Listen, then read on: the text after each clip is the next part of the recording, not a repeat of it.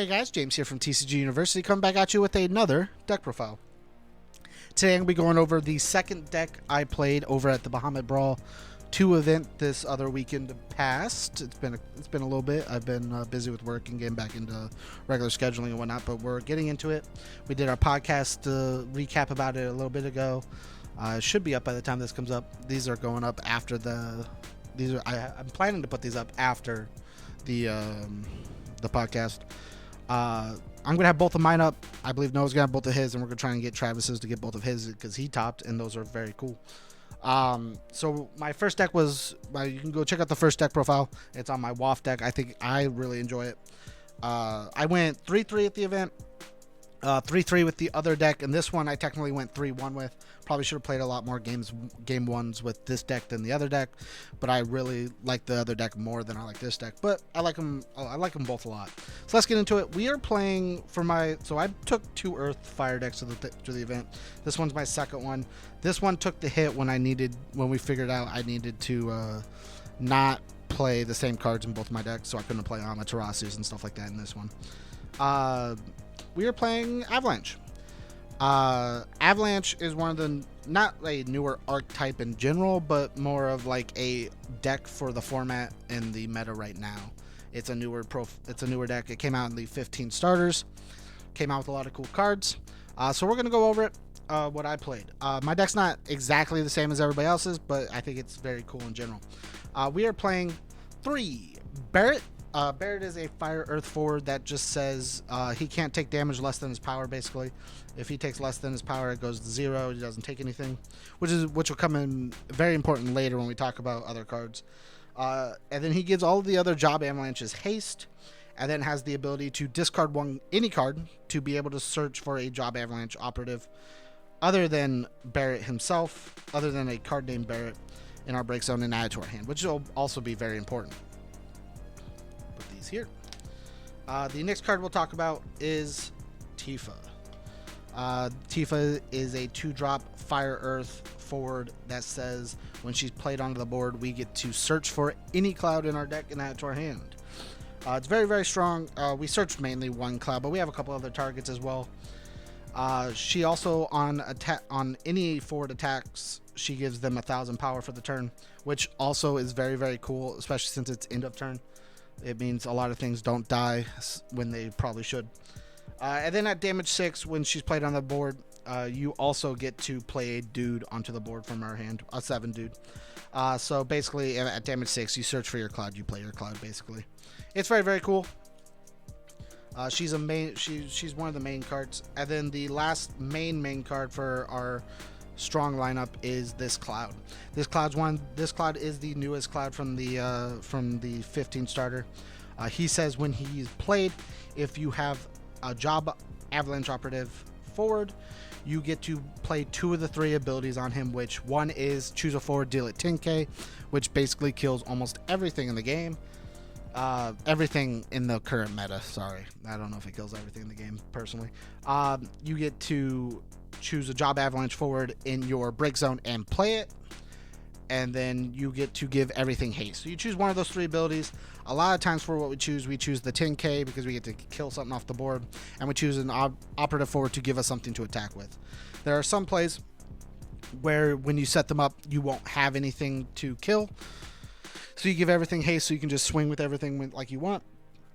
And there are plays where you don't give haste because you don't kill anything, so you just don't. There's a lot of times where you might hold off because playing things just doesn't get you anywhere, and you kind of need that. So now on to our job avalanches. I put these in the wrong order, and I shouldn't have. Whoops. Swing these first. This is going to be the most underrated card, and in my opinion, from play testing and whatnot, the most important card in the deck. Wedge. I do not play the Jesse backup because I don't think you need it. And out of all the options for backup wise, I like this Wedge. I wish it was in the experts. Obviously it's not, but Wedge says on play you search for a job avalanche forward and that's your hand. Cloud is not a job avalanche forward, so we can never search Cloud. It's the only downside, in my opinion, about this deck. But the main reason this wedge is so important is all of your job avalanche operatives, the new ones, say if you have a job avalanche operative, they become a 1-drop. This is very important because for Cloud to work, he needs a job avalanche on board. So the best thing is if you have this backup, you can just pay 1, play your dude, and then get to do the Cloud thing. It's just, I found that this, not wedge in general, just having a avalanche operative backup produces a lot of strength later game when you lose pieces to your opponent for their counterplay and whatnot. Just gives you the ability to continue what you want and open up newer, broader horizons. Now on to the other ones. We are playing 3 Jesse. Like I said, I don't really like the Jesse backup. I actually more so like the Jesse forward because it gives us a lot of very strong offensive plays, whereas the other Jesse kind of just gives you neutral, easier playability, where this one gives you aggressive play. Like I said, if you have a job avalanche, she's a 1-drop, which is very easy if you have a Barrett on board. If you have a Tifa on board, you have the wedge. She has each of these. I have the other one. I have Biggs as well, but each of them says when you party attack, basically if you have 2 or more job avalanche in that party, you get to do one of 2 abilities for her. Her 2 abilities are, I can either play a Cloud from hand, which is very strong, especially with this Cloud, or I could search for a Cloud. And like I said, we play a bunch of different Clouds just because obviously having extra search is very good, especially when we're playing a bunch of searchers. Having the extra Cloud means we have a bunch of CP in our hand, and being able to search this Cloud is also very strong in the sense of this Cloud might die a lot, and having the ability to have it is very good. Yeah, this Jesse creates a lot of very strong plays in which we can Barrett, play this Jesse, Jesse swing, play the Cloud from hand, Cloud plays another dude, he gives everything haste, so then they can still attack, and there's a lot of really cool plays. And then now Biggs. The reason I'm playing the Biggs over the backup Biggs and then playing the wedge forward is I don't like the wedge forward's ability to hit a dull thing.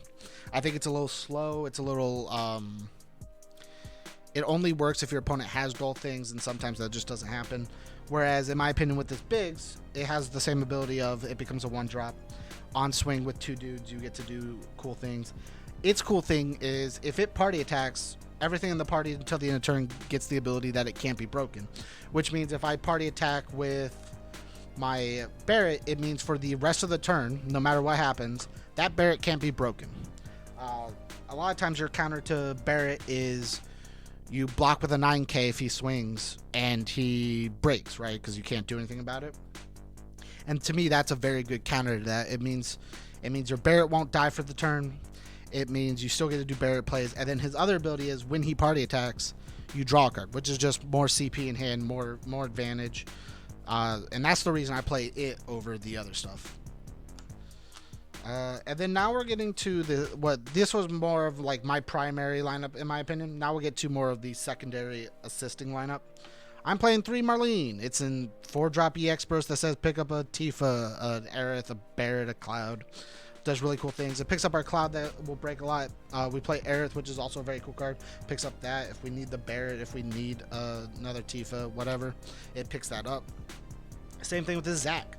This Zac picks up specifically just Cloud. All of my Clouds. I don't have another target outside of itself. It just picks up Cloud. It's also a fire CP, and sometimes you just kind of need that. Then we're playing 2 Zangan. I play 2 different sets of Tifa, and being able to search out either of them is very strong. But most of the time we search out the 2-drop because we'll have an Earth forward, we'll have an Earth backup on our board, and then we have this one, and it just means on the next turn Tifa just plays, and we don't have to worry about ditching 2 cards to play Tifa, which is the most downside to having a 2-drop dual color forward. Now we'll go on to other things. We have our other Cloud target. It's Cloud Pod, 2-drop. If you don't know what Cloud Pod is, you tap him, put a category 7 forward into the break zone, which a lot of times when people play Cloud Pod, they just ditch him and play any 3-drop they want. The cool part for us is all of our deck is mainly 7, so we get to do a lot of cooler different things. We put a 7 forward into the break zone, and then play a forward from our deck with +1 cost from the forward that we put into the break zone. A lot of times your backup play for what you want is you need to get Barret on the board, because Barret is a very big engine for our deck and very big controlling piece. So the idea is you want to get you can get a 3-drop on board like our bigs, pop our bigs, and then play the Barret, which is a very, very good play for what we want to do. The other thing that I think is very good about the Cloud is if you need an Avalanche operative on board, Cloud drops himself to play this bigs to play any of your 3-drop Avalanche forwards, which then allows you to just play your Cloud, because Cloud needs a singular Avalanche forward on the board to be able to do things, and having just the ability to put one on board is very, very good. Now we're going to talk about one of the later additions I've had to this deck that I'll stand by for a little bit. Is this 4-drop red Tifa from I think it's the 8th starter? No, the 1st starter. I think this card is incredibly good with the way the deck works. Having her and Barret on board is super, super sick. Her ability, she's just an 8K that has a special ability, so you have to discard one of herself, which is super sick with the Barret. That says pick up your sorry, I'm going to move this over. Barret will say pick up this Tifa, which will give you the ability to pitch for this Tifa. This Tifa's ability is just pitch herself, pay a red, or pay a fired. Choose a forward, you dull it, and then deal it 6k. It's super strong to be able to deal something 6k, obviously. But I think the offensive capability of just my opponent does something in his turn. I have a Tifa in hand. I'll Barret, pitch it, pay my 1, tap your dude. I'll Barret, pitch 1, pick up, tap another one, tap your dude. My turn. Barret, pick up, tap your dude, and just being able to tap down my opponent's board on their turn, on my turn, just to be able to get swings in is very, very good. And sometimes just being able to hit something for 6k more kind of saves you long run. And then the last self engine in the game in my deck that helps our deck run better is Aerith. Aerith is just a 4-drop light card that says on play you pick up 2 category 7 characters, so you get to pick up Clouds, you get to pick up Barrets, Tifas, bigs, whatever have you, your backups, just gets you to do that. The other ability is pay 1 tap, choose a character, it can't be broken for the rest of the turn. It's very, very good to be able to do that for your Barret, to be able to do that for your Tifa, your Cloud, if you need to keep them on board, because people will go after your Barret constantly, trust me. Now on to the other things in the deck. For our deck, we are playing 2 Vincent. This Vincent says pop a backup, deal a dual forward 8k, which is super, super good for us. We sometimes need to be able to ping stuff off the board, and sometimes later game we'll have trouble getting things off the board if they decide not to kill your Cloud. The other thing we're playing is one of this Vincent. This Vincent's really cool, as you can give it first strike in 1,000, and then the ability to break something for the turn if you ditch one of himself, and then at damage 5 for the same ability gives it for the rest of the game, which is really, really sick because it's stackable. His damage 5 ability, which is the same as his top one, which is just slightly different, is so his first one is until the end of turn, Vincent gains 1,000 first strike, and then when he attacks, we choose a dual forward of cost 4 or less and break it. So we just ditch him and we get to break something 4 or less, whatnot, if it's dull. But at damage 5, you do the same thing and he gets 3k power and first strike, and then for the rest, and that's for the rest of the game, or until, obviously, as long as he's on board. And then when he attacks, we just choose any character and break it, backup, forward, what have you, and then it stacks. So if you have 2 of these in hand, you can make it to where every time he swings, he just breaks 2 characters, and he's a 13k, which is sick. One last Cloud target. We're playing one of this, just the Omni looking / Cloud. It says if our opponent controls the character, it gets 2k. I'm gonna read it because it has a long text. When Cloud attacks, we choose a forward, and it gains, if possible, this forward must block until the end of turn, which means we can start. I found that this Cloud sometimes in certain matchups just kind of controls the game, because your opponent just doesn't want to put anything on board, because if they do, you're just going to force them to block, and then if they don't put anything on board, you get to be super aggressive with the way your deck plays and swing. So they have to do something. Then the other ability is just discard a 7 card, and until the end of turn, it gets 1,000 power and can't be chosen, which is honestly very, very strong as well. We are playing 2 red 13 backups. I originally chose this because I was playing Susanoo, and I think playing this, tapping one, playing Susanoo from your hand, popping this, because it's useless after that point, was super, super strong, but because of the way the deck format worked, I wasn't allowed to play Susanoo. But the other part I like about this is the 7s, which means if I need to, I'm able to pick it up with Aerith. I'm able to ditch it with Cloud. It gives us a lot of very strength in the cards we draw, allowing us to be useful, even if it's not entirely useful in the initial intention of why we were playing it. And now we're going to get to the secondary things in our deck that aren't 7. 2 Lael. Lael just cancel summons, which is very strong. Cancel Amaterasu, cancel all the nuts things that we just don't want to deal with. We're playing 1 Charlotta. Our main forward lineup is mainly, dual colored into fire and earth. So being able to tap for either of those colors is very, very cool. We don't play more than one because if we don't see it, who cares? If we see it, it's just it's a free backup that taps for what we want. 1 Titan Lord of Crags.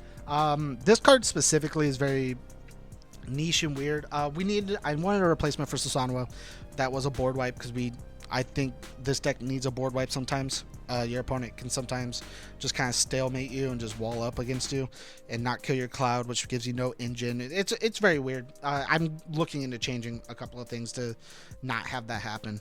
But one of the cool things with that Lord of Crags can do is at that moment, usually what happens is you'll have your Biggs, your Tifa, your Barrett, your Cloud, your Jesse all on the board, and no way of stopping your opponent because you've already done all your cool things, and now you don't do more cool things. And if your opponent can just stalemate that, you can't do anything. So not only will Lord of Crags board wipe and reset the game for you, which gives you a hell of a more advantage than your opponent, you'll have an entire board. So like when he kills 5 dudes, he deals a point of damage to your opponent. So you just get to deal a point of damage to your opponent if that's the situation you're in, obviously. So like you'll have a bunch of dudes, your opponent will have some dudes, which just means it's easy for you to hit the 5 damage, which is super nice for you. But like I said, it was just a replacement for the Susanoo. There's a couple of things I want to change. So you might see a deck profile for this deck in the future on how I would play it personally with the way I want to play it. We're playing 1 Fenrir. This says play Tifa, kill a dude, whatnot, It has four abilities, but the main ability for us is kill a light forward or dark forward. So the 4 abilities are kill a light forward, kill a dark forward, break a backup of 4 or more, like Shantoto, Tyro, stuff like that, main stuff.